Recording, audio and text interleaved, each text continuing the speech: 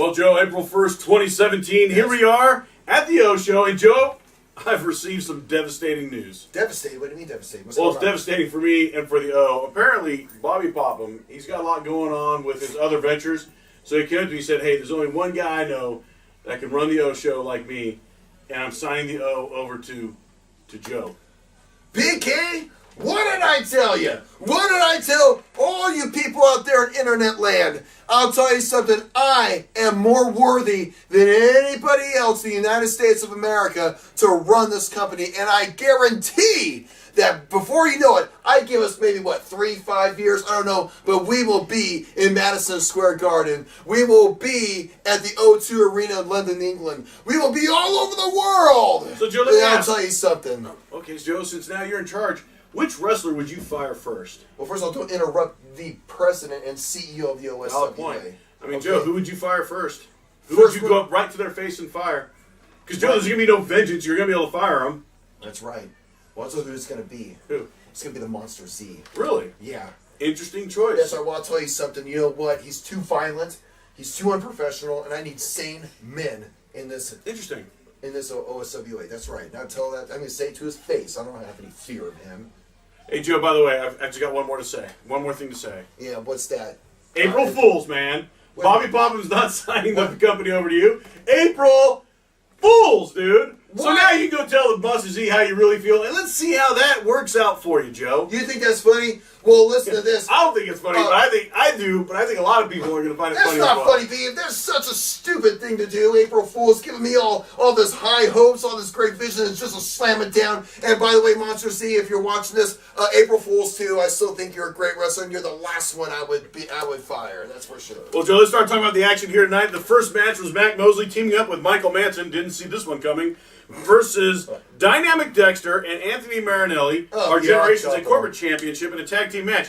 Very interesting match. Did not end very well for the tag team of Mac Mosley and Michael Manson. Well, that's Mac Mosley jumps off of the ring apron. When Michael Manson went for a tag, Anthony Marinelli got him into a crossface, winds up getting the pin. Getting the submission in that case. Yeah, congratulations to you once again, Anthony Joni Loves Chachi. I'm glad you finally got another victory to give you a false sense of personal accomplishment and We're waiting for you to finish with a great soliloquy, Joe. Fine, self-confidence. Okay, I'm sorry for my rich vocabulary. Well, after that match, Anthony Marinelli turned around on the ring entrance ramp to say goodbye to his fans when Scott Mason, the Habersham Zero, once again attacked him from behind. No, PK. He's the Habersham Hero. Zero. He's going to prove it again in Heroes vs. Villains when he takes down Anthony Fonzarelli. He's going to take him down, pin him 1, 2, and 3. PK, I'll tell you something right now. Anthony, Tom, and Jerry, enjoy these last couple of weeks, these last few weeks, 4 weeks of being a champion, because your time is up, and finally Habersham is going to have someone to actually be proud of, besides, Ty Cobb once living here. Well, Joe, then we had John Hogan versus this newcomer, probably a one-timer, One Punch Rico. That's right, John Hogan. That's right, the War Machine squashed that guy. I don't know who he was. He's so ugly, he had to wear a mask. And you know what, John Hogan, he took him down, no sweat. Well, Joe, yeah, he hit his Hellfire drop and got the win on a guy that obviously David Garrison put him up against to help him build up his stats. Well, first of all, David Garrison, I'm so glad that David Garrison is watching over, or should I say managing, the War Machine, because I'll tell you that joke of a man, joke of a boy, the Reverend Zimmerman, whoever he says he thinks he is, that loudmouth Elmer Fudd looking bum. I'll tell you something right now, if he was here right now, I would tell him that I am glad he's not with John Hogan anymore. You're gonna tell me what? You again? Me again, Oh my gosh. forever and That's funny. always, That's funny. Joe. Hey, that's You're funny. in my spot, Hey, Joe, brother. was there something you wanted Oh, to say to him? yeah, once again, you know what's funny? A reverence here, but speak of the devil. We were just talking about you. Really? How about that? Yeah. Well, that's okay. Yeah. Still, you're in my spot. That was quite witty. It is witty. Move. BK, You but know what it's to because do I from choose here, to move. correct? It's because I choose to Correct. move. How do you deal with this guy? Well, let me tell you something, Reverend Zimmerman. I'm glad you came in. Let me talk about the next match without Joe so that you and I can have an intelligent conversation about Okay, let's this. do it. So we had Heard Keith that. Cage and Adrian Phillips versus Sticks and Steel for a #1 contendership for the Tag Team Championship. What was interesting was Clint Eller hit the claw on Cage for the win. But then John Hogan comes out and attacks Keith Cage, and then all of a sudden, Will Caution comes out with you. That's right, So baby. tell me That's more, right. a little more about that. Let me tell you. I know I said I wasn't going to be here Oh, this gosh, week. don't give me a heart attack. Stay out of my space. Told you I wasn't going to be here this week, Hogan. But I also told you, when we were growing up, you didn't call me Sneaky Pete for nothing. Will Caution is just the man I need to finish you off. And you saw that tonight. So prepare yourself, because there's much more to come. There's many more men to join the congregation. Garrison, you better watch your back. Well, Joe, I'll tell you something. Will Caution did not disappoint. He came in, cleared out the ring. John Hogan left. David Garrison left. And Joe, what was interesting was the next match, Ginger came up and she said, "Hey, look, Will, you don't have a contract here. You've been gone for 6 months. Your old one expired. So now you got to wrestle for a contract." And he took on this guy that we've never seen here before, but has been wrestling for a while, Stevie Ray Frost. Yeah, Stevie Ray Frost. Apparently he's been wrestling for a while. And unfortunately, he disappointed us.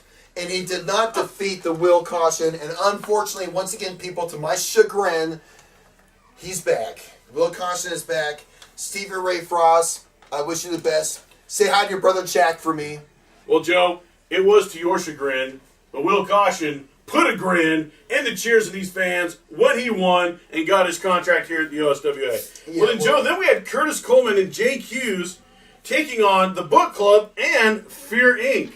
What a match, I gotta say. That's right. I'll tell you so. I've never seen so many former champions and current champions in a 6-man tag match before. We had the Book Club. We had the current tag team champions, who they are the reigning supreme tag team champions. We had the Bad Boys Club. We had former multi-time Ultimate Champion Jake Hughes, and we have the current and longest reigning Ultimate Champion in Curtis Coleman. Good job, Joe. Yeah, well, remembering your friend's name. I have a lot going on in my mind right now. A lot of businesses to run, a lot of deals to make, and also we And have. that Amway stuff you're doing is really taking off. Oh, I think, right? shut up, PK! I wouldn't even dare. But Joe, ultimately, Jackson Carter was pinned by James Boulevard, and they were able to maintain their titles. Yeah, well, okay, yeah, fine. They've maintained their titles, but you know what? The Bad Boys Club. The only way, I'll say it this way, the only way the Book Club won was because of the fact that the Bad Boys Club were not the ones being pinned. But we got to rewind to match number 3. What about Keith Cage, tagging up with... Hey, I already talked about that with the Rev. You did? Yeah, where Will Caution came out. Yeah, we already covered all that. But I knew that. Yeah, good job there, Joe. I'm glad you think that I made an error. You know, I made a mistake once. I am a thorough person, PK. I want to make sure... It's when that I these thought I people- made a mistake. What? Yeah. That's the only time I ever made a mistake, is when I thought I made a mistake. Talk about wit, PK. Talk about fast thinking. Talk about, fun stuff there. Hey, Joe, thanks for borrowing all my phrases. Imitation is the greatest form of flattery, and I appreciate that. Oh, stop it. Well, then, PK. Joe, then we had Scott Mason comes out, and he goes, after he's attacked and injured Anthony Marinelli, he goes, "Hey, Marinelli, come out here. I want to face you." So Bobby Popham, our CEO, Joe's boss and mine, comes out here, and he takes on Scott Mason. And, of course, Bobby Popham wins, but it's by disqualification when Jake Hughes comes in and super kicks Bobby Popham. He had to come in, PK. And then Anthony Marinelli, as they go to attack him, comes running out Tantrum. with a mop, symbolizing that he's basically going to mop the floor with Scott Mason at Heroes vs. Villains. So he brought his girlfriend's ride to work with him. Oh, wait, no, I'm sorry. That's a broom. Not a Wow. mop. I'm sorry. Yeah. Oh, yeah, it was a mop. Oh, yeah, that's right. So Anthony... That statement was not endorsed by the OSWA. So Anthony, Ren, and Stimpy, I want to thank you on your new job as being a janitor here at the arena. That's what you are more fitting for. Okay, well, Joe, then after that, Bobby Popham issued a challenge to Jake Hughes to face him at Heroes vs. Villains. Good. I guess we'll find out whether he's going to accept that challenge or not. Then, Joe, then we had our main event. Marcus Adams versus a guy who's wrestled for 13 years. He's a champion in a different wrestling promotion. Bought and paid for by Curtis Coleman to wrestle Marcus Adams. Bought and paid for? Chris Helms. We were just giving him a favor. He says he wants to be a part of this arena. He wants to be a part of the OSWA because I, Joe, the announcer, works here. PK, I'll tell you something. He just wants to be a part of my movement. He wants to be a part of this Your movement? Yeah. Okay. Stop it, BK. I know what you're talking about. Don't have your mind in the gutter or in the sewer. BK, let me tell you something. He was a great wrestler. He is a great wrestler. He's a great champion in a great organization, like you said. But he wants to be part of the OSWA. Now, the goodness of our Hearts of the Bad Boys Club, we gave him a shot. Well, Joe, the shot did not work. Marcus Adams proved that he is truly a worthy competitor against Curtis Coleman at Heroes vs. Villains in 28 days.